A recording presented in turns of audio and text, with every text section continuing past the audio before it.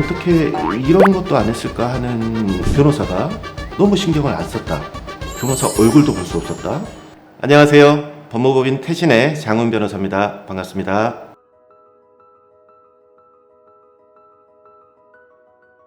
그런 착각들을 많이 하시는 것 같습니다. 일단 변호사를 선임을 했으니까 변호사가 알아서 다 해줄 것이다. 이런 오해들을 많이 하시는 것 같은데요. 사건은요, 개개인에 따라서 다 다르거든요. 그래서 의뢰인분들께서 사건을 저희한테 맡기시고 나면은 그 사건에 대한 설명도 이렇게 저희한테 충실히 해줘야 되고, 또 증거들 같은 경우에도 저희가 만들어낼 수 있는 게 아니라 의뢰인분들이 가지고 있는 증거 가치가 있는 그런 자료들을 추려서 쓰는 거거든요. 사건 내용에 대한 설명도 계속 잘 해주셔야 되고, 물론 저희가 이러이러한 증거가 있으면 좋습니다라고 안내는 해드립니다만은 그분이 뭐를 가지고 있는지 저희가 모든 걸 알 수는 없는 노릇이니까 당사자분들께서도 본인이 가지고 있는 이런 게 증거가 되겠다라는 것들을 충분히 제공을 해주셔야 됩니다. 그래서 저는 이제 의뢰인분들께 설명을 드릴 때 이렇게 설명을 많이 드립니다. 저희가 사건을 이렇게 해결하는 거를 만들어 드리는 그런 개념이 아니고, 의뢰인 분들께서 직접 하실 수도 있는 일이나 저희가 그거를 조금 더 가능성을 높여드리고,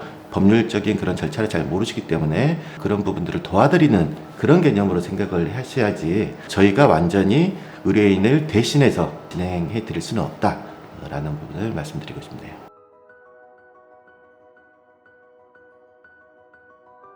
첫 번째로 형사사건을 말씀하셨죠. 형사사건이라고 하면은 그 변호사가 형사사건에 어느 정도 경험이 있느냐, 이걸 가장 먼저 확인을 해 보셔야겠죠. 근데 대한변호사협회에서 전문 변호사로서 인증해주는 제도가 있기 때문에 가능한 첫 번째로 확인하셔야 될 부분은 변호사가 형사 전문 변호사로서의 타이틀을 가지고 있느냐, 혹시 이제 타이틀이 없다라고 하더라도 형사사건을 경험해본 경험치가 있느냐, 이걸 꼭 확인해 보셔야 된다고 말씀드리고 싶네요. 변호사 업계는 잘 모르시고, 이제 많은 분들이 의사 이쪽 업계는 잘 아시지 않습니까? 형사사건이라고 한다면은 형사 전문 변호사한테 맡기는 게 좋다라는 말씀을 드리는 거는, 목이 아픈데 이비인후과를 가셔야 되는 거지 뭐 치과를 가실 수는 없는 노릇 아니겠습니까? 이것과 비슷한 그런 이치라고 생각하시면 되겠습니다.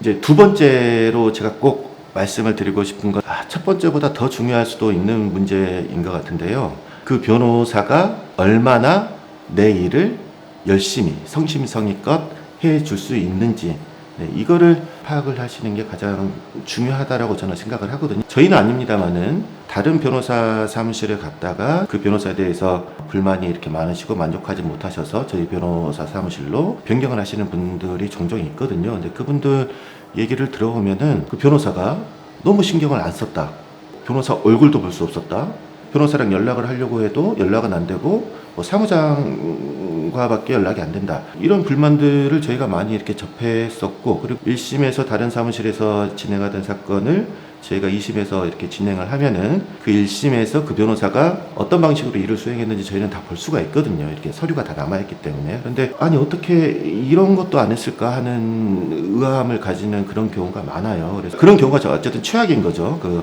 변호사를 선임을 했으나 내 일에 대해서 이렇게 신경을 안 쓰는 경우. 그래서 이 변호사가 얼마나 내 일에 충실히 할 수 있는 변호사인지, 그런 시스템을 갖추고 있는 법인인지, 이런 것들을 확인하는 게 중요할 것 같습니다. 사실 그거는 경험해 보기 전에는 그걸 도대체 어떻게 아느냐라고 이렇게 말씀하실 수도 있겠는데요. 가장 좋은 건 해당 변호사한테서 사건을 이제 의뢰해본 경험이 있는 지인들의 추천을 받는 경우, 이런 경우가 어떻게 보면 가장 확실한 경우라고 할 수 있겠죠. 그렇지 않은 경우에는 법무법인을 기준으로 한다면은 해당 법무법인의 대표 변호사와 대표 변호사가 아닌 변호사들의 한 비율을 한번 살펴봐 주시라, 이 말을 꼭 드리고 싶습니다. 변호사가 사건에 대해서 신경을 못 쓰는 이유는 뭐 일부러 쓰기 싫어서 안 쓰는 경우는 없지 않겠습니까? 대부분의 경우는 사건이 너무 많아서, 일이 너무 바빠서, 이런 경우일 수가 많거든요. 근데 요즘에는 사건을 정말 감당하지 못할 수준으로 이렇게 선임을 하고 제대로 처리를 못하는 경우가 많은 것 같습니다. 대표 변호사와 소속 변호사의 숫자로 다시 얘기를 돌려보면은, 그 의뢰인들은 대부분 그 법인의 대표 변호사의 능력이나 경력, 이런 부분들을 많이 보실 텐데요. 대표 변호사가 모든 사건을 다 처리할 수는 없습니다. 처음부터 끝까지 다 처리할 수도 없고, 저희 법인 같은 경우에는 사건을 선임하게 되면은 대표 변호사 1명, 그 사건을 담당해 주실 담당 변호사님 1분, 그리고 담당 사무장님 1분, 담당 직원 1분, 이렇게 4명이 팀을 이뤄서 그 사건을 이제 케어를 하는데, 대표 변호사는 뭐 예를 들어서 1명인데 소속 법인의 변호사가 뭐 10명, 20명이다. 이렇게 되면은 대표 변호사가 그 사건에 도저히 신경을 쓸 캐파가 안 나오는 거죠. 저희 경험적으로 한 변호사가 한 달에 새롭게 수임해서 케어할 수 있는 사건의 수, 그러니까 이 정도 숫자의 사건이면 그래도 변호사가 충실히 변론할 여유가 난다라고 싶은 그 사건의 수는 저는 한 달에 한 5건 정도라고 생각을 하고 있습니다. 저희 같은 경우에는 대표 변호사와 소속 변호사의 비율이 한 1대3 정도 되거든요. 저희가 대표 변호사가 사건을 서면을 쓰는 거에서부터 시작해서 모든 것을 할 수는 없습니다만은 최소한 사건이 나아갈 방향, 그리고 필요한 증거들, 서면에 대한 검토, 이런 것들은 저희가 기본적으로 다 하고 있습니다만, 예를 들어서 저희는 1대3 비율이라고 했으니까 대표 변호사 1명이 한 달에 새롭게 이렇게 맞는 사건이라고 할까요? 신경 쓰는 사건이 한 15건 정도 되는 거겠죠. 근데 이게 예를 들어서 50건이다, 100건이다 라고 한다면은 저는 사실 그 15건 정도만 해도 사실 너무 바빠요. 그 사건을 또 지휘하고 이러는 데 있어서 정말 많은 시간을 이렇게 할애할 수밖에 없는데, 그 이상의 사건을 맡는다라는 거는 정말 심하게 얘기해서는 그냥 사건 수임만 하고 본인이 안 보고 담당 변호사한테 모든 것을 다 떠맡겨 버리는 이런 식이 되지 않을까라는 우려를 가지고 있습니다. 그래서 저희는 사건을 맡을 때 변호사 인당 5건을 넘어서지 않는 수준의 사건만을, 그러니까 돈을 벌려면 더 많이 맡을 수도 있겠죠. 근데 그렇게 하면은 사건 처리가 엉망이 될 게 뻔하기 때문에 그렇게 안 하고 있습니다. 저는 사건을 맡길 변호사를 찾으실 때 그런 부분들을 좀 확인을 한번 해보셔라. 그렇다고 해서 또 사건이 너무 적으면 변호사의 경험이 그만큼 적다라는 의미가 아니겠습니까? 그래서 저는 이래저래 생각한 그동안의 경험적으로 한 달에 한 5건 정도, 이 정도가 경험도 충분히 쌓을 수 있고 사건 진행도 충실히 할 수 있는 딱 적절한 숫자가 아닌가, 이렇게 생각하고 있습니다.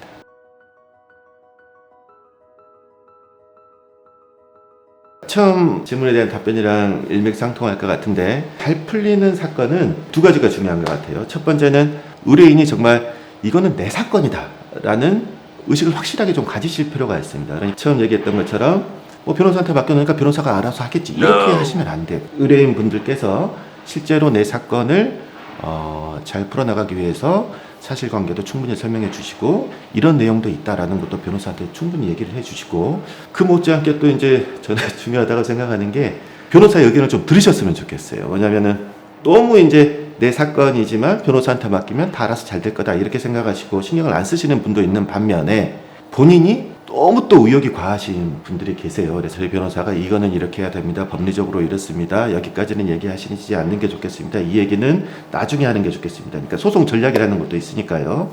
저희 말을 안 들으시는 분들이 계세요. 이제 본인 고집대로 이렇게 하시기를 원하는 분들이 계시고, 또 저희는 변호사로서 그 방법은 보다는 이 방법이 낫다라는 거는 얘기를 해 드립니다만은, 당사자가 너무 강하게 또 나는 이렇게 꼭 했으면 좋겠다라고 고집을 피우시면 또 저희가 그거를 거부할 수는 없는 거거든요. 그래서 방금 말씀드린 2가지 경우, 내 사건에 너무 신경을 안 쓰시거나 또는 변호사의 말을 너무 안 들으시거나, 이런 경우에는 좀 결과가 비교적 좋지 않더라. 그 2개가 다 조화가 됐을 때 결과가 좋았더라라는 말씀을 드리고 싶네요.